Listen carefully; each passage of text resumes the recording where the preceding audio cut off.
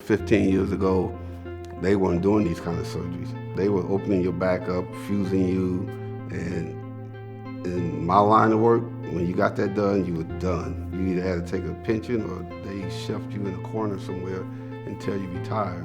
And I was having too much fun doing police work that I just wasn't going to risk it. The person who has the office type job, they're able to go back to work maybe a week or two after the surgery. But patients who have a much more physical, demanding job, labor type job, police officers, firefighters, they're not going back to work until much later after they've done the physical therapy, gotten their core strength to level 3, if not better. And sometimes that lays out to 6 months, maybe even 12 months. I got a job offer probably 4 or 5 months later. I think that I said yes to that because my ego said, you know what, I'm not the woman who's in pain that's, just out of surgery. I'm the old Carrie, and she can run around and take care of people.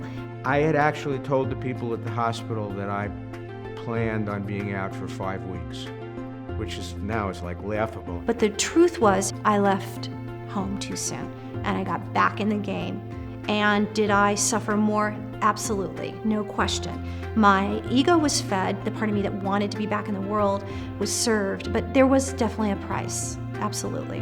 I'm a physician, and it turned out to be 10 and a half weeks before I was able to go back to work, and I returned to work on a part-time basis for quite a while. The healing period and the nerve pain was very long. At the whole time, I'm on the phone with work as much as I can be. I stupidly join meetings while I'm slurring my words and I'm not hearing. I think patients start really perceptibly noticing the difference of their back pain from post-surgery compared to pre-surgery. And I think they start moving around a little bit more and they see the light at the end of the tunnel.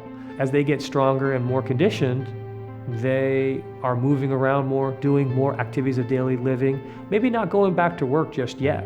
I was worried about my job just because I had to get up and move around to do my job, and at some point in time I was going to have to address that situation. I think most patients with a fusion, they're going back to work as early as 6 weeks, but realistically maybe closer to 12 weeks. And if they have a physical, demanding labor type job, maybe it's even out to 12 months. The big thing that I would recommend for people is to take as much time as you can, and even when you get back, try to do it on a part-time basis. I've set up a standing desk so that I'm not sitting for long periods of time, and overall I would say that's worked out great for me.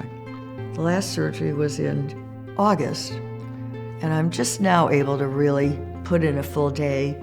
I've gone back to work, which I didn't expect to do.